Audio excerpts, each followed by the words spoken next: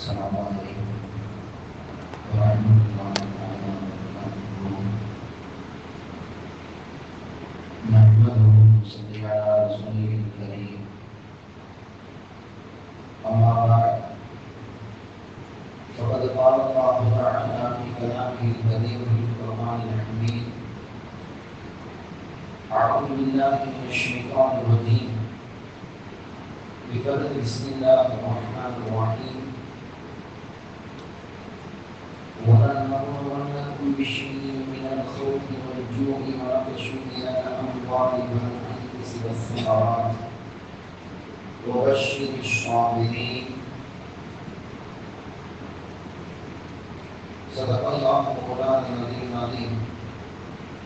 اللهم صل على سيدنا محمد شمس الأنبياء وبدر المرسلين وخاتم الأولياء وختام المتقين عن الجود شفيع المذنبين شفيع يوم القيامة الله يا حبيب. புகழ்ச்சியும் ஒருவருக்கு தகுதியான அல்லாஹ்வுக்கு உரித்தாகும்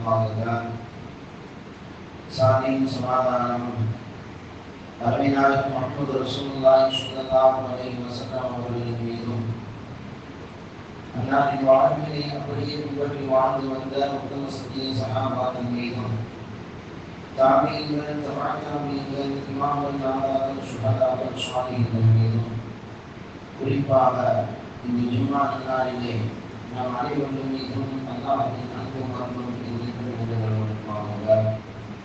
சில முறைகள் நன்மையாகவும் சில முறைகளுக்கு அருமையாக இருக்கக்கூடிய அந்த இவனுடைய நாளிலே அல்லாஹ் தஆலா நம் அனைவரின் முகங்களையும் பெருமையானவர்களாக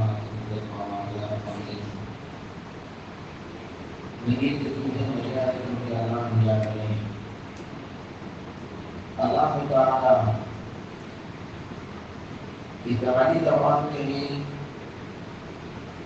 ஒரு அழகு நிறைந்ததாக முழுமை பெற்றதாக அல்லாஹ் தஆலா மனிதனுடைய வாழ்க்கையாக இருக்கின்றான். மனித வாழ்க்கையினுடைய லட்சியமே உலகத்தில் இருக்கும் பொழுது ஒரு முஸ்லிம் இன்னும் பிற முஸ்லிம் இருக்கும், ஒரு மனிதர் இன்னும் பிற மனிதருக்கும் அவரால் இயன்ற அளவிற்கு உதவ வேண்டும் என்பதை அல்லாஹ் தஆலா தன்னுடைய வான்வரின் மூலமாக சொல்லி காட்டுகின்றார். பொதுவாக அல்லாஹ் தஆலா ஒரு மனிதனையோ ஒரு சமுதாயத்தையோ சோதிக்க வேண்டும் என்று நாடினால் 5 வகையான சோதனைகளை கொண்டு அல்லாஹ் தஆலா அவர்களை சோதிப்பான் என்று அல்லாஹ் தஆலா தன்னுடைய வான்வரினை சொல்லி காட்டுகின்றார். சூரத்துல் பக்ராவிலே 55வது வசனமாக அல்லாஹ் தஆலா சொல்லி காட்டுகின்றார்: وَلَنَبْلُوَنَّكُمْ بِشَيْءٍ مِنَ الْخَوْفِ وَالْجُوعِ وَنَقْصٍ مِنَ الْأَمْوَالِ وَالْأَنْفُسِ وَالثَّمَرَاتِ وَبَشِّرِ الصَّابِرِينَ. அல்லாஹ் தஆலா முதலாக மனிதனை பற்றி சொல்லி காட்டும் பொழுது மினல் ஹௌஃபி அவர்களை நாம் சோதிப்போம், பயத்தின் மூலமாக அச்சத்தின் மூலமாக அவர்களை நாம் சோதிப்போம் என்று அல்லாஹ் தஆலா சொல்லி காட்டுகின்றார். யாரின் மூலமாக நமக்கு ஏதேனும் தீங்கு ஏற்பட்டு விடுமோ, எதிரி நாட்டவர்கள் நம் மீது ஏதேனும் தீங்கு செய்து விடுவார்களோ, அன்றைக்கு இருக்கக்கூடிய மனிதன் மூலமாக தனக்கு ஏதேனும் தீங்கு ஏற்பட்டு விடுமோ என்று பயத்தை கொண்டு நாம் அச்சத்தை கொண்டு நாம் சோதிப்போம் என்று அல்லாஹ் தஆலா சொல்லி காட்டுகின்றான். இரண்டாவதாக ஒரு ஜூஇ பசியை கொண்டு நாம் சோதிப்போம் என்று அல்லாஹ் தஆலா சொல்லி காட்டுகின்றான். உலகத்திலே ஒவ்வொரு நாட்டிற்கும் பொருளாதாரம் என்பது மிகவும் அத்தியாவசியமான அடிப்படையானதாக இருக்கின்றது. பொதுவாக உலகத்தில் இருக்கக்கூடிய எல்லா நாடுகளுமே அதனுடைய பொருளாதாரத்தினுடைய அந்த வளர்ச்சியை வைத்துதான் தன்னுடைய நாட்டினுடைய வளர்ச்சி இருக்கும். ஆனால் உலகத்தில் இருக்கக்கூடிய நாடுகளிலே ஒரே ஒரு நாடு மற்றும் பொருளாதாரம் என்னவென்று இல்லாத அளவிற்கு அந்த நாடு இன்று ஸ்திரவை செய்யப்பட்டுள்ளது என்பதை இன்று நாம் நிதர்சனமாக பார்த்துக் கொண்டிருக்கின்றோம். உலகத்தில் இருக்கக்கூடிய எல்லா நாடுகளும் ஒன்று விவசாயத்தின் மூலமாக செழிப்படைவார்கள், அல்லது தங்கள் இருக்கக்கூடிய அந்த கனிம வளங்களின் மூலமாக, பெட்ரோலின் மூலமாக, எண்ணெய் வளங்களின் மூலமாக பல்வேறு விதமான அந்த நாட்டினுடைய கனிம வளங்களை கொண்டு அவர்கள் தன்னை தாங்களே வளர்த்துக் கொள்ளக்கூடியவர்களாக இருப்பார்கள்.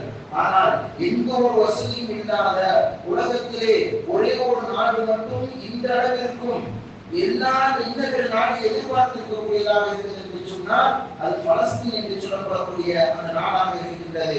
வருமானமே இல்லாத ஒரு நாடு என்று சொன்னால் அது பலஸ்தீன் என்றுதான். காரணம் என்னவென்றால் அந்த நாடு ஒரு இயற்கையான ஒரு நாடு, ஒரு இயற்கை சூழல் மிகுந்த ஒரு நாடு, குளிர் பிரதேசமாக, மலை பிரதேசமாக இருக்கக்கூடிய நாடு. அங்கு வரக்கூடிய மக்கள் சுற்றுலா பயணிகளின் மூலமாக அவர்களுடைய வருவாய் ஈட்டப்பட்டுக் கொண்டு வந்திருந்தது. ஆனால் இன்று அந்த நாட்டினுடைய நிலைமையோ மிகவும் பரிதாபத்திற்குள்ளதாக, கேள்விக்குரியதாக இருக்கிறது என்பதை இன்று நாம் நிதர்சனமாக நாம் பார்த்துக் கொண்டிருக்கின்றோம். அந்த நாடு சற்று ஏறக்கூடிய ஒரு 60 ஆண்டுகளுக்கு முன்பாக அந்த நாடு எப்படிப்பட்டதாக இருந்தது என்று சொன்னால், அந்த நாட்டில் உள்ள எல்லா நிலங்களிலும், எல்லா இடங்களிலுமே இன்று நம்முடைய ஊர்களில் இருக்கக்கூடிய சின்ன சின்ன செடிகள் முளைப்பது போன்று அந்த நாட்டிலே ஆரஞ்சு பழத்தினுடைய அந்த தோட்டங்கள், ஆரஞ்சு பழத்தினுடைய அந்த கிளைகள் எல்லாம் தொங்கிக் கொண்டிருக்கும். அவ்வளவு பசுமை வாய்ந்த அந்த பூமி இன்று அப்படி ஒரு நாடு, இந்தியா அப்படி ஒரு நாடு இருந்ததா என்று தெரியாத அளவிற்கு இன்று அதை சிதைத்துள்ளார்கள் என்பதை இன்று நாம் நிதர்சனமாக பார்க்க முடிகிறது. அந்த காசாவில் இருக்கக்கூடிய, பலஸ்தீனில் இருக்கக்கூடிய அந்த காசாவில் இருக்கக்கூடிய அந்த மக்கள் இன்று படக்கூடிய துன்பங்களில் ஆக கொடுமையான துன்பம் என்று சொன்னால் பசியினால் அவர்கள் சோதிக்கப்படுகின்றார்கள். இது ஏறக்கூடிய சமீபத்திலே ஏறக்கூடிய 2 வாரங்களாக நாம் பார்த்துக் கொண்டிருக்கின்றோம். அங்கு இருக்கக்கூடிய மக்களும் குழந்தைகளும் அதிகமான இறந்தவர்கள் காரணம் என்னவென்று சொன்னால் பசியினால் அவர்கள் இறந்திருக்கிறார்கள் என்ற செய்தியை வரலாற்று ஆசிரியர்கள் என்று நமக்கு அறிவித்து தருகின்றார்கள். மனிதனை சோதிக்க நாடுகிறான் என்று சொன்னால் அவருடைய பயத்தின் மூலமாகவும், அச்சத்தின் மூலமாகவும், பசியின் மூலமாகவும் சோதிப்பான் என்று அல்லாஹ் சொல்லி காட்டிவிட்டு விளைச்சலை மூலமாக நாம் சோதிப்போம், விளைச்சலை குறைவானதை ஏற்படுத்தி நாம் சோதிப்போம் என்று அல்லாஹ் தன்னுடைய வானவர்களை சொல்லி காட்டுகின்றார். இவ்வளவு சோதனைகள் வந்த போதும் யார் பொறுமையாக இருக்கின்றார்களோ அவர்களுக்கு சுபட்சியை உண்டு என்பதை அல்லாஹ் தன்னுடைய வானவர்களின் மூலமாக சொல்லி காட்டுகின்றார். அவர்களும் ஒரு மனிதனுடைய பசி என்பது எவ்வளவு கொடுமையானது என்பதை பற்றியும்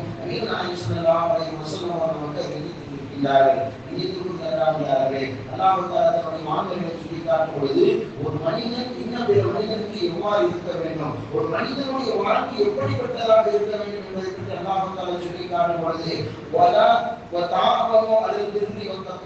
நீங்கள் நன்மையான காரியங்களுக்கு நீங்கள் உதவியாக இருங்கள், ஒருவர் நன்மை செய்வதில் நீங்கள் உதவியாக இருங்கள்.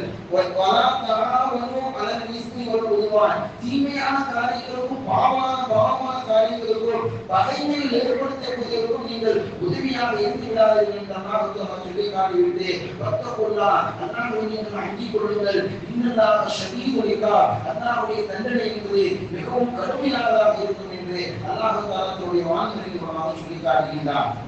இந்த வசனத்தின் மூலமாக மார்க்கத்தில் நமக்கு சொல்லி காட்டுகிறார்கள் ஒரு மனிதனுடைய வாழ்வு எப்படி இருக்க வேண்டும் என்பதற்கு அல்லாஹ் தஆலா இவ்வாறு சொல்லி காட்டுகின்றார். ஒரு மனிதன் தம்மால் இயன்ற அளவிற்கு பிற மனிதனுக்கு உதவக்கூடியவர்களாக இருக்க வேண்டும், நன்மையான காரியங்களை செய்யக்கூடியவராக இருக்க வேண்டும். அவரால் முடிந்தால் பொருளாதாரத்தின் மூலமாக நன்மை செய்ய வேண்டும், உடலால் நன்மை செய்ய வேண்டும், அவருடைய உறுப்புகளால் நன்மை செய்ய வேண்டும், அவருடைய மனதால் நன்மை செய்ய வேண்டும் என்று நபிகள் ஸல்லல்லாஹு அலைஹி வஸல்லம் அவர்கள் ஒரு முஸ்லிமுடைய வாழ்வு அப்படிப்பட்டதாக இருக்க வேண்டும். காசு பணம் இருந்தால் காசு கொடுத்து உதவி செய்யுங்கள், உடலால் முடிந்தால் உடலால் உதவி செய்யுங்கள். உதாரணத்திற்கு சொல்லி காட்டுகிறார்கள், இந்த வீட்டில் ஒரு நல்ல பொண்ணு இருக்கு, இந்த பெண் நல்ல பெண் என்று அந்த சாட்சியாவது நீங்கள் கூறுங்கள், அதுவும் அந்த பெண்ணிற்கு செய்யக்கூடிய உதவி என்று பெருமக்கள் நமக்கு அறிந்து தருகின்றார்கள். இப்படி சின்ன சின்ன காரியங்கள் முதற்கொண்டு பெரிய காரியங்கள் வரை எல்லாவற்றிலும் ஒரு முக்கிய வாழ்வு என்பது பிரயோஜனம் உள்ளதாக இருக்க வேண்டும் என்று உதவுவதாக இருக்க வேண்டும் என்று செய்தி அல்லாஹ் தஆலா சொல்லி காட்டிவிட்டு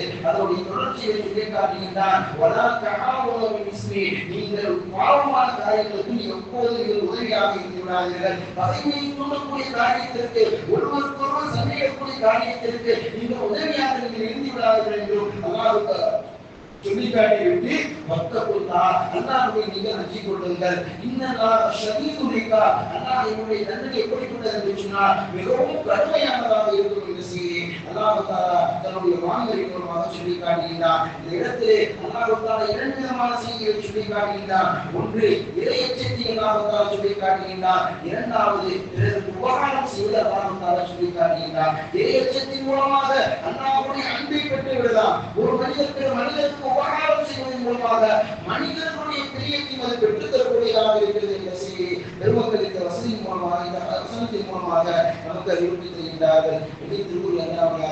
அந்த அடிப்படையிலே இன்று நாம் ஒருவருக்கு உதவி செய்யக்கூடியவர்களாக இருக்க வேண்டும். நம்மால் இயன்றால் பொருளாதார உதவியை நாம் உதவி செய்ய வேண்டும். குறிப்பாக இந்த நாட்களிலே நாம் பொருளாதார உதவிகள் அந்த காசாவுடைய மக்களுக்கு நாம் செலுத்த முயலாதவர்களாக நாம் இருந்தாலும் தொலைதூரத்தில் இருக்கின்றார்கள் எவ்வாறு அவர்கள் கொண்டு சேர்ப்பது என்று நாம் நினைத்தாலும் நம்முடைய துவாவின் மூலமாகவாது அவர்களுக்கு நாம் ஆதரவு அளிக்க வேண்டும். நம்முடைய ஒவ்வொரு துவாவிலும் அந்த மக்களுக்காக துவா கேட்க வேண்டும் என்ற செய்தியை பெருமக்கள் நமக்கு அறிவுறுத்தி தருகின்றார்கள். கணித்துக்குரிய அல்லாஹ்வே இன்று அந்த காசாவில் படக்கூடிய அந்த மக்கள் படக்கூடிய ஆகப்பெரிய சோதனை என்று சொன்னால் பசியினால் ஆன கொடுமை. உலகத்திலே எந்த ஒரு மனிதனுக்கும் பசியினால் ஆன கொடுமை என்றும் வரவே கூடாது என்று பெருமக்கள் நமக்கு அறிவுறுத்தி தருகின்றார்கள். காரணம் என்று சொன்னால் உலகத்தில் இருக்கக்கூடிய எல்லா மனிதர்களுக்கும் பொதுவானது பசி. உதாரணமாக அல்லாஹ் தஆலா ஒரு சில மனிதருக்கு செல்வத்தை கொடுத்திருப்பான், ஒரு சில மனிதர்களுக்கு ஏழையாக வைத்திருப்பான், ஒரு மனிதன் நல்ல ஆரோக்கியமாக வைத்திருப்பான், ஒரு சில மனிதர் அல்லாஹ் தஆலா நோய்த்தவராக வைத்திருப்பான், ஒரு மனிதருக்கு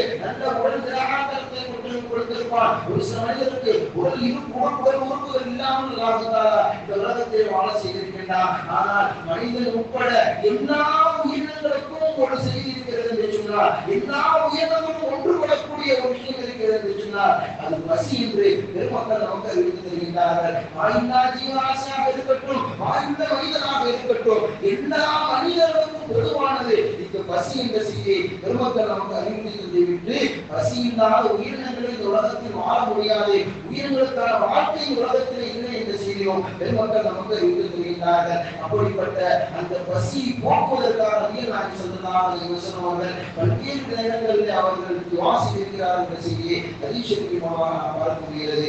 நீதிக்குரிய அல்லாஹ்வே அல்லாஹ் தஆலா தன்னுடைய வான்வழியை சொல்லி காட்டும் பொழுது ஒரு வசனத்தில் அல்லாஹ் தஆலா சொல்லி காட்டுகிறார். சொர்க்கவாசிகளுடைய சுகங்களை பற்றி சொல்லி காட்டும் பொழுது நாளை மறுமையிலே சொர்க்கத்திலே அவர்கள் பசியோடு இருக்க மாட்டார்கள், அவர்கள் ஆடை இல்லாமல் இருக்க மாட்டார்கள். காரணம் என்னவென்றால் நாளை மறுமையிலே சொர்க்கவாசிகள் சுகங்களை கொண்டு பசியே அவர்களுக்கு ஏற்படாது, பசியை அவர்கள் உணர மாட்டார்கள். இரண்டாவதாக ஆடை இல்லாமல் அவர்கள் இருக்க மாட்டார்கள். இந்த இரண்டு சுகங்களும் சொர்க்கத்தில் கிடைக்கக்கூடியது. இந்த நாமெல்லாம் அனுபவித்துக் கொண்டிருக்கின்றோம். நம்முடைய கொண்ட நம்முடைய சகோதரர்கள் நாட்டினுடைய ஒரு மூலையிலே அவர்கள் உடுத்த உடை இல்லாமல் பசியால் வாடிக்கொண்டிருக்கிறார்கள் என்று சொன்னார். இந்த நேரத்தில் அவர்களுக்கு நாம் செய்ய வேண்டியது என்று சொன்னார் அல்லாஹ்விடத்தில் ஏஞ்ச வேண்டும் என்ற செய்தியை பெருமக்கள் நமக்கு அறிவித்து தருகின்றார்கள். ரசூலுல்லாஹி ஸல்லல்லாஹு அலைஹி வஸல்லம் வாழ்விலும் இந்த பசி என்பது மிகவும் ஒரு கோர தாண்டவமாக இருந்தது என்ற செய்தியை வரலாற்றின் மூலமாக நாம் அறிய முடிகின்றது.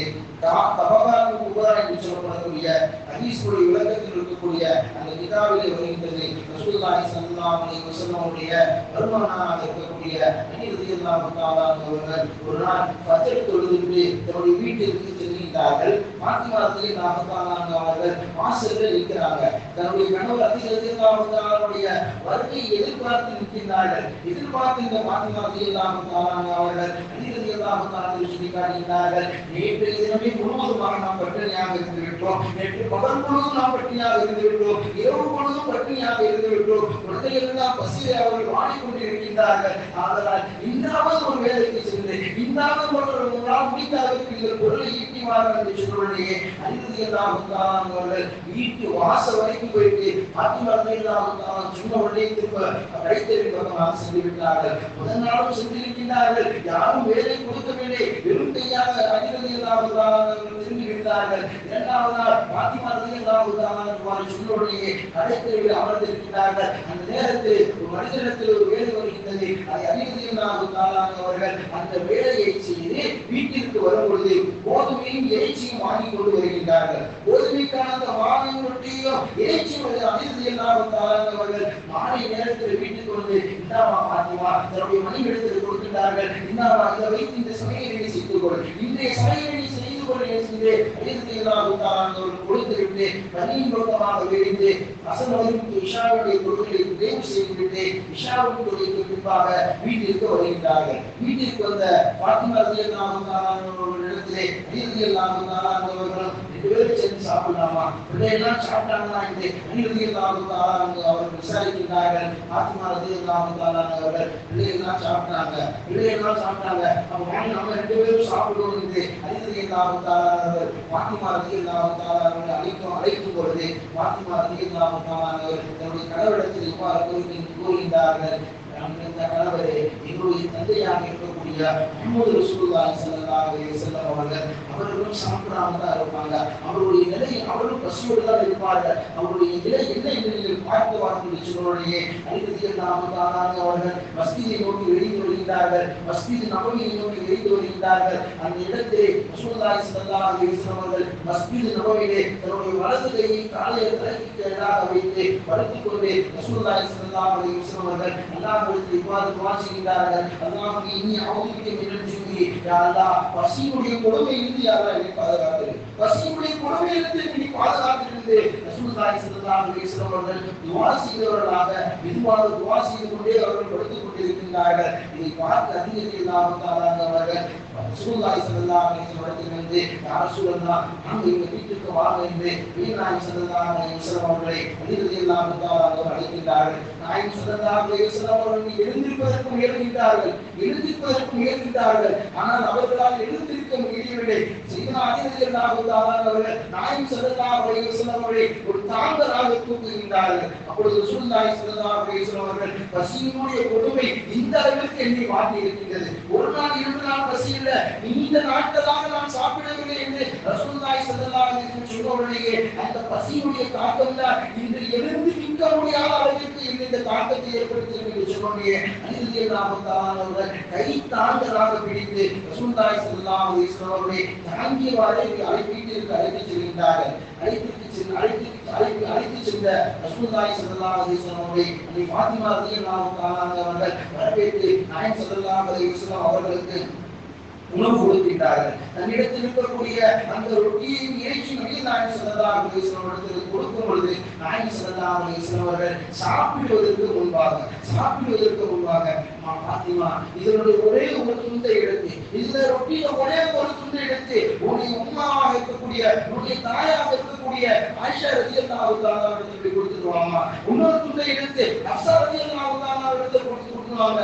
ஏன்னு சொன்னா நான் எவ்வாறு பசியோடு இருக்கின்றனோ அதே போன்று அவர்கள் நீண்ட நாட்களாக பசியாக இருக்கின்றார்கள். ஆதலால் இந்த துண்டுகளை எடுத்து அவர்களிடத்தில் கொடுத்து வாருங்கள் என்று நாயகம் ஸல்லல்லாஹு அலைஹி வஸல்லம் அவர்கள் தன்னுடைய மனைவிமார்களுக்கு கொடுத்ததற்கு பின்பாக அவர்கள் உண்டாக இருந்த செய்தியை ஹதீஸ் ஷரீஃபின் மூலமாக நாம் பார்க்க முடிகிறது. ரசூலுல்லாஹி ஸல்லல்லாஹு அலைஹி வஸல்லம் வரலாற்றை நாம் பார்க்கும் பொழுது தொடர்ந்து 3 நாட்கள் நாயகம் ஸல்லல்லாஹு அலைஹி வஸல்லம் அவர்கள் தொடர்ச்சியாக சாப்பிட்டது கிடையாது. நம்மெல்லாம் இன்று 3 நேரம் உணவு சாப்பிடுகின்றோம். ஆனால் நாயகம் ஸல்லல்லாஹு அலைஹி வஸல்லம் அவர்கள் 3 நாள் தொடர்ந்து உணவு சாப்பிட்டதே இல்லை. 40 நாட்கள் சுமார் 1.5 மாதம் நாயகம் ஸல்லல்லாஹு அலைஹி வஸல்லம் அவருடைய வீடுகளிலே அடுப்பு எரிந்ததே இல்லை என்ற செய்தியை ஹதீஸ் ஷரீஃபின் மூலமாக நாம் பார்க்க முடிகிறது. கண்ணியத்திற்குரிய அல்லாஹ்விலே இந்த நேரத்தில் நபி நாயகம் ஸல்லல்லாஹு அலைஹி வஸல்லம் அவர்கள் அல்லாஹ்விடத்தில் இவ்வாறு துஆ செய்தார்கள், யா அல்லாஹ் என்னுடைய உம்மத்தாருக்கு பசியினுடைய கொடுமையை நீ தந்து விடாதே. என்னுடைய உம்மத்தார் ஒரு நேரம் பசியாக இருந்தாங்கன்னு சொன்னா அடுத்த நேரம் அவருடைய பசியை போக்கக்கூடிய அளவிற்கு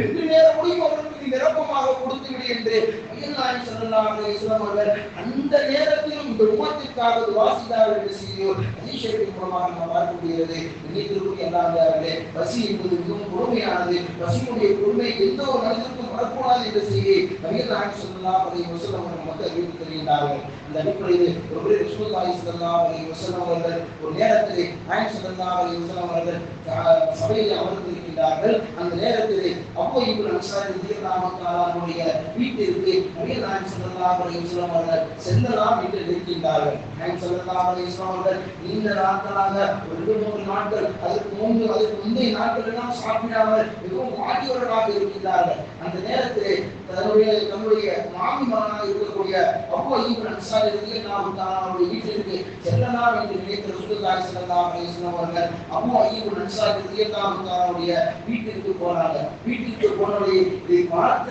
அந்த அபூ அய்யூப் அன்சாரி ரலியல்லாஹு தஆலா ரசூலுல்லாஹி ஸல்லல்லாஹு அலைஹி வஸல்லம் நம்ம வீட்டுக்கு வந்திருக்காங்க, அவர்களுக்கு தேவையானதை நாம் செஞ்சு கொடுக்கணும்னு சொல்லி அவரிடத்தில் இருக்கக்கூடிய பேரித்தமானையும் பழங்களையும் நபிகள் நாயகம் ஸல்லல்லாஹு அலைஹி வஸல்லம் அவர்களுக்கு முன்னால் வைத்து விட்டார்கள். நாயகம் ஸல்லல்லாஹு அலைஹி வஸல்லம் அவர்களே, இதை நீங்கள் சாப்பிடுங்கள், இதை நீங்கள் சாப்பிட்டுக் கொண்டே இருங்கள், செத்த நேரத்தில் நான் வரேன், சிறிது நேரத்தில் நான் போயிட்டு வந்துடுறேன் என்று சொல்லி ஒரு ஆட்டை பிரித்து அறுப்பதற்காக சென்று விடுகிறார்கள். இறைச்சி சமைத்து வருவதற்காக அபூ அய்யூப் அன்சாரி ரலியல்லாஹு தஆலா அவர்கள் அழைத்து சென்று அந்த இறைச்சி சமைத்து அவர் ஆட்டை வாங்கி இறைச்சி சமைத்து அவர்கள் வந்தார்கள். அந்த நேரத்திலே ரசூலுல்லாஹி ஸல்லல்லாஹு அலைஹி வஸல்லம் அவர்கள் அபூ அய்யூப் அன்சாரி ரலியல்லாஹு தஆலா அவரிடத்திலே தன்னிடத்தில் இருக்கக்கூடிய அந்த இறைச்சியும் ரொட்டியை வந்து எப்பா இதிலிருந்து ஒரு ரொட்டி துண்டை எடுத்து இதிலிருந்து கிடைக்கக்கூடிய ஒரு இறைச்சி எடுத்து என்னுடைய மகன் ஃபாத்திமாவிற்கு கொடுத்து விட்டுவா, என்னுடைய மகன் ஃபாத்திமாவிற்கு கொடுத்து விட்டுவா, அவர்களும் பல நாட்களாக சாப்பிடாமல் பட்டினியாக இருக்கின்றார்கள், இந்த உணவின் மூலமாக அவர்கள் சற்று பசியாற்றும் என்று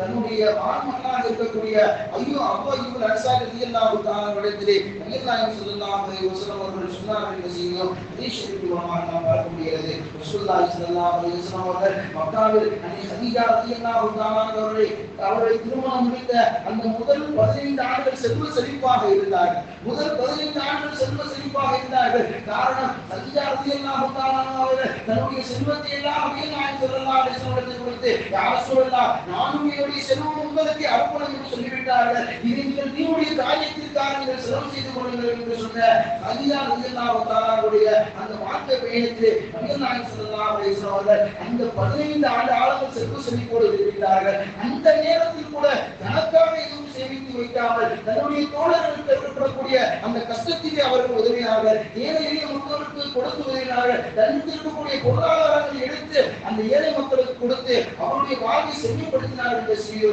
ஹதீஸ் ஷரீஃபில் நாம் பார்க்க முடிகிறது. ரசூலுல்லாஹி ஸல்லல்லாஹு அலைஹி வஸல்லம் அவர்கள் மக்காவை விட்டு விரட்டப்பட்ட பொழுது மதீனாவுக்குள்ளாக நுழைந்த அந்த முதல் 4 ஆண்டு காலம் நபிகள் நாயகம் ஸல்லல்லாஹு அலைஹி வஸல்லம் எந்த விதமான செல்வ வளங்களும் எதுவுமே இல்லை, தன்னிடத்தில் இருக்கக்கூடிய உடற்தன்மை அது மட்டும்தான் இருந்தது, இந்த வசதி வாய்ப்புகள் எதுவுமே இல்லாத இருந்த ரசூலுல்லாஹி ஸல்லல்லாஹு அலைஹி வஸல்லம் அவர்கள் மதீனாவில் அதற்கு அடுத்த காலங்களிலே அவரிடத்திலே அந்த பசியை போக்கக்கூடிய அளவிற்கு நிரப்பமாக இருந்தது என்ற செய்தியும் ஹதீஸ் ஷரீஃபின் மூலமாக நாம் பார்க்க முடிகிறது.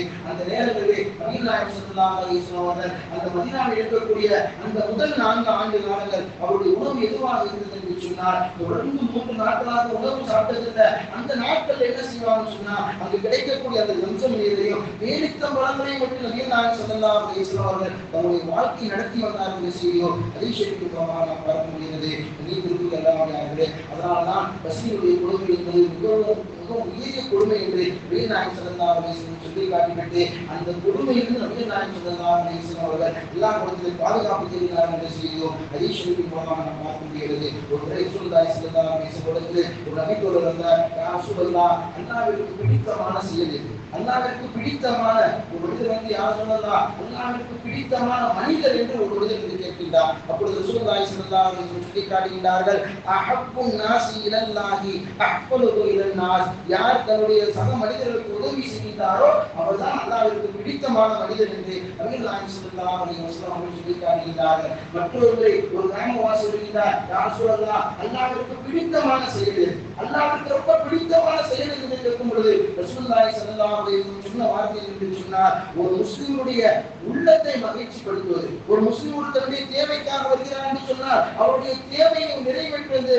அல்லாஹ்வுக்கு மிகவும் பிடித்தமான செயலாக இருக்கிறது என்று நபிகள் நாயகம் ஸல்லல்லாஹு அலைஹி வஸல்லம் சொல்லி காட்டிவிட்டு அந்த ஹதீஸுடைய தொடர்ச்சியை சொல்லி காட்டுகிறார்கள். யார் ஒரு முஸ்லிமுடைய தேவையை நிறைவேற்றுவதற்காக, யார் ஒரு முஸ்லிமுடைய தேவையை நிறைவேற்றுவதற்காக என்னுடைய இந்த மஸ்ஜிதிலிருந்து வெளியே செல்கின்றாரோ அந்த மனிதருக்கு 10 வருடம் இஅ்திகாஃப் இருந்த நன்மை அல்லாஹ் தஆலா வழங்குவான் என்ற செய்தியை நபிகள் நாயகம் ஸல்லல்லாஹு அலைஹி வஸல்லம் அவர்கள் சொன்ன ஹதீஸையும் வரலாற்றின் மூலமாக நாம் பார்க்க முடிகிறது. ஒரு முஸ்லிம் இன்னொரு முஸ்லிமுக்கு வழங்கக்கூடிய தன்னிடத்தில் இருக்கக்கூடிய அந்த பொருளாதாரத்தின் மூலமாக உணவுகளின் மூலமாக அவர் ஏற்படக்கூடிய நன்மை என்னவென்று சொன்னால் நபிகள் நாயகம் ஸல்லல்லாஹு அலைஹி வஸல்லம் பள்ளியாக இருக்கக்கூடிய மஸ்ஜித் நபவியிலே 10 ஆண்டுகள் இஅ்திகாஃப் இருந்த நன்மை அல்லாஹ் தஆலா வழங்குகின்றான் என்ற செய்தியும் நபிகள் நாயகம் ஸல்லல்லாஹு என்பதாக இந்த ஹதீஸ் மூலமாக நாம் அறிய முடிகிறது. அந்த அடிப்படையில் ரசூலுல்லாஹி ஸல்லல்லாஹு அலைஹி வஸல்லம் இடத்திலே ஒரு மனிதர் மீண்டும் ஒரு நேரத்தில் ஒரு கிராமவாசி வந்தார்.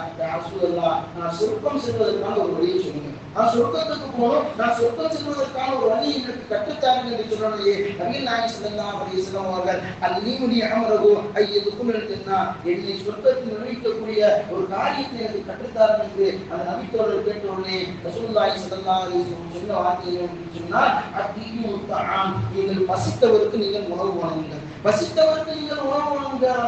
யார் தாகம் என்று தண்ணீர் கேட்கின்றார்களோ அவர்களுக்கு நீங்கள் தாகத்தை தீருங்கள் என்று நபிகள் நாயகம் ஸல்லல்லாஹு அலைஹி வஸல்லம் சொல்லி காட்டினார்கள். ரசூலுல்லாஹி ஸல்லல்லாஹு அலைஹி வஸல்லம் அவர்கள் இந்த உலகத்தில் இருக்கக்கூடிய எல்லா முஸ்லிம்களுக்கும் முன்மாதிரியாக இருக்கக்கூடிய அருமைநாயகம் ரசூலுல்லாஹி ஸல்லல்லாஹு அலைஹி வஸல்லம் அவர்கள் நினைத்திருந்தார், 5 ரக்காத் தொழுப்பா, 5 ஹஜ் செய்ப்பா, ஒரு ஜகாத் கொடுப்பா, இவரோட இத்தனை நாள் நோன்பு நோற்பா என்று நபிகள் நாயகம் ஸல்லல்லாஹு அலைஹி வஸல்லம் அவர்கள் சொல்லி இருக்கிறார். ஆனால் ரசூலுல்லாஹி ஸல்லல்லாஹு அலைஹி வஸல்லம் சொன்ன வார்த்தை என்று சொன்னால் பசித்தவருக்கு உணவளிப்பது, தானித்தவருக்கும் தண்ணீர் தருவது உங்களை சூழத்தில் விளைவிக்கும் என்ற செய்தியை நபிகள் நாயகம் ஸல்லல்லாஹு அலைஹி வஸல்லம் அவர்கள் அந்த கிராமவாசிக்கு கற்றுத்தந்தார் என்ற செய்தியும் ஹதீஸ் ஷரீஃபின் மூலமாக நாம் பார்க்க முடிகிறது. அந்த அடிப்படையிலே இந்த காசாவில் வாழக்கூடிய அந்த மக்கள் அனுபவிக்கக்கூடிய கொடுமைகள் மிக உயரிய கொடுமை என்று சொன்னார். அவரிடத்தில் பொருளாதாரங்களிலே செல்வ செழிப்புகளிலே இன்று காசாவில் இருக்கக்கூடிய ஒரு பணக்காரனுடைய ஒரு மதிப்பு என்ன என்று சொன்னார், அவருக்கு கூட ஒரு ரொட்டி துண்டு கிடைக்காதா என்று அவர்கள் ஏங்கிக் கொண்டிருக்கக்கூடிய நிலை, மிகவும் பசி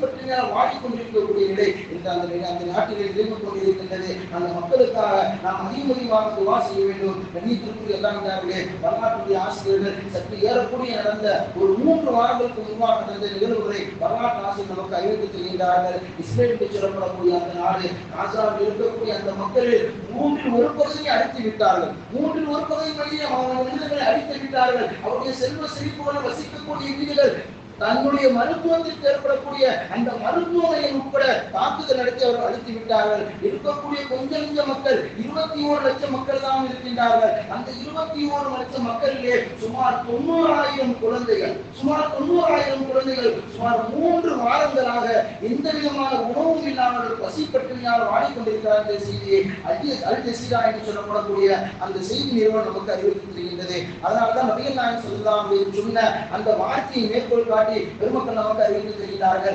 அல்லாஹ்விடத்தில் நீங்கள் இவ்வாறு துஆ கேளுங்கள், பசியுடைய கோலத்தை விட்டும் வறுமையுடைய பிடியை விட்டும் அல்லாஹ்விடத்திலே பாதுகாப்பு தேடுங்கள். காரணம் என்ன என்று சொன்னால், ஒரு மனுஷனுக்கு பசி வந்தது என்று சொன்னால் அவர் இஸ்லாத்தை விட்டு வெளியேறக்கூடிய நிலையும் ஏற்படும், திருட்டின் பக்கமாக வெளியே செல்லக்கூடிய நிலை ஏற்படும், அவர் தவறான பாதைக்கு செல்லக்கூடிய நிலையும் ஏற்படும். அதனால்தான் ஜூவிலிருந்து பசியிலிருந்து நீங்கள் அல்லாஹ்விடத்திலே பாதுகாப்பு தேடுங்கள் என்று நபிகள் நாயகம் ஸல்லல்லாஹு அலைஹி வஸல்லம் சொல்லி காட்டுகிறார்கள். கண்ணியத்திற்குரிய எல்லாமே அந்த காசா என்று சொல்லப்படக்கூடிய அந்த நாட்டிலே நிகழக்கூடிய அந்த செய்திகளை படம்பிடித்து தரக்கூடிய அந்த பிபிசியுடைய செய்திகள் சொல்லி காட்டுகின்றன. அந்த பிபிசியுடைய செய்திகள் சொல்லி காட்டும் பொழுது சுமார் ஏறக்குறைய 90,000 குழந்தைகள் அந்த பசியால் வாடிக்கொண்டிருக்கும் பொழுது அந்த குழந்தைகளுக்கு ஒரே ஒரு குழந்தையை அவர்கள் வாழக்கூடிய இந்த பகுதியிலே போட்டோ எடுப்பதற்காக அந்த மக்களை புகைப்படம் எடுப்பதற்காக சென்று கொண்டிருக்கின்றார்கள். அந்த நேரத்திலே ஒரு குழந்தையை எடுக்கும் பொழுது இருக்கக்கூடிய நிறைய குழந்தைகள் அவ்வாறுதான் இருக்கின்றன. இருந்தாலும் ஒரு குழந்தை மிகவும் மோசமான நிலை இருக்கின்றது. தன்னுடைய உடல் எலும்புகளெல்லாம் வெளியே தெரிகின்றது, தோலெல்லாம் ஒட்டி இருக்கின்றது. ஹிரோஷிமா நாகசாகியுடைய அந்த குண்டு வெடிக்கும் போது போட்டு எவ்வாறு ஏற்பட்டு தாக்குதல் ஏற்பட்டதோ அதை விட பன்மடங்கு தாக்குதல் குண்டு வெடிப்புகள் இல்லாமல் பசியால் இந்த மக்கள் எழுந்திருக்கின்றார் என்ற செய்தியை பிபிசியுடைய அந்த செய்தி நிறுவனங்கள் நமக்கு அறிவித்து தெரிகின்றது. அது மட்டுமல்லாமல் அல் ஜஸீராவுடைய அந்த செய்தி நிறுவனம் சொல்லி காட்டுகின்றது, காசாவில் இருக்கக்கூடிய ஒரு மனிதர் மற்றொரு மனிதரை சந்தித்தார் என்று சொன்னார், சலாம் சொல்லுவார். ஒரு மனிதர் இன்னொரு முஸ்லிம் பார்த்து சொன்னா சலாம் சொல்லுவாங்க. சலாம் சொல்லிட்டு அவங்க கேட்கக்கூடிய வார்த்தை என்னவென்று சொன்னா, did you eat today? Did you eat today? இந்த நாள்ல நீங்க சாப்பிட்டீங்களா? இன்னைக்கு நீங்க சாப்பிட்டீங்களா என்று அவருடைய அடுத்த வார்த்தை கேள்வியாக இருந்தது என்ற செய்தியை கண்கறக்கக்கூடிய அந்த வார்த்தை என்று அல் ஜஸீராவுடைய அந்த செய்தி நிறுவனம் நமக்கு நிதர்சனமாக காட்டிக் கொண்டிருக்கின்றது. கண்ணியத்திற்குரிய அல்லாஹ்வே, நாம் மேலே சொன்னது போல காசாவில் வாழக்கூடிய மிகப்பெரிய கோடீஸ்வரராக இருக்கின்றோம். இன்றைய நாட்களிலே அவர் தன்னிடத்தில் இருக்கக்கூடிய ஒரு ரொட்டி துண்டு நமக்கு கிடைக்கிறாரா என்று அவருக்கு இயங்கிக் கொண்டிருக்கக்கூடிய அந்த நிலைமை அந்த மக்களை வாட்டிக் கொண்டிருக்கின்றது. அந்த மக்களுக்காக நாம் அதிகமாக துவா செய்ய வேண்டும். நம்மால் இயன்ற அளவிற்கு அவர்களுக்கு பொருளாதாரத்தில் நாம் உதவி செய்ய வேண்டும். அந்த பொருளாதாரம் நேராக அவர்களுக்கு செல்கிறதா என்பதையும் நிதர்சனமாக நாம் கண்டு நாம் அவர்களுக்கு நாம் அனுப்ப வேண்டும். காரணம் என்னவென்று சொன்னால், இன்றைய சேவை நிறுவனங்கள் இருக்கின்றன. அதை அறிவிக்கக்கூடிய அமெரிக்காவிலிருந்து ஒரு நிறுவனம் தான் இவர்களுக்கு நாம் சேவை செய்கிறோம் என்ற மனப்பான்மையை உருவாக்கி அந்த அக்கௌண்டில் வரக்கூடிய அந்த பணங்களை எல்லாம் பாதி இவர்கள் வைத்துக் கொண்டு மீதைய அந்த மக்களுக்கு கொடுக்காமல் அவர்கள் செலவழிக்கின்றார் என்று செய்யும் அந்த நாட்டினுடைய அமைச்சர்களுடைய தூதரை வெளியிட்டிருக்கிறார் என்ற செய்யும் இந்த நேரத்தில் நாம் சிந்தனைக்கு கொண்டிருக்கின்றோம். அல்லாஹ் தஆலா காசாவில் பட்டினியாக வாழக்கூடிய அந்த மக்களை அல்லாஹ் தஆலா பாதுகாப்பானாக. அந்த மக்கள் இவ்வளவு பட்டினியாக இருந்த அந்த நேரத்திலும் கூட அவர்கள் ஈமான் இழக்கவில்லை, இஸ்லாத்தை விட்டு வெளியேறவில்லை. அவர்கள் உயர்ந்த முஜாஹிதீன்களாக அவர்கள் இருந்து கொண்டிருக்கிறார்கள். அவர்களை போன்று ஈமான் நம்மிடத்தில் வர வேண்டும் என்று அவர்களை முன்மாதிரியாக வைத்து நாம் அல்லாஹ் கொடுத்து துவா செய்ய வேண்டும் என்று செய்யும் பெருமக்கள் நமக்கு அறிவுறுத்தி தருகின்றார்கள். அல்லாஹ் தஆலா அந்த நாட்டிலே எவ்வாறு 60 ஆண்டுகளுக்கு முன்பாக பசுமையாக அந்த நாடு இருந்ததோ அதே போல அல்லாஹ் தஆலா பசுமையை விரைவாக பின்னிட்டு தந்தல் புரிவானாக. அந்த மக்களுக்கு எல்லா விதமான நிரப்பமான செல்வங்களையும் நிரப்பமான பாதுகாப்பு அம்சங்களையும் பசி பற்றி இல்லாமல் வாழ்க்கை அல்லாஹ் தஆலா அந்த மக்களுக்கு விரைவாக தந்தல் புரிவானாக.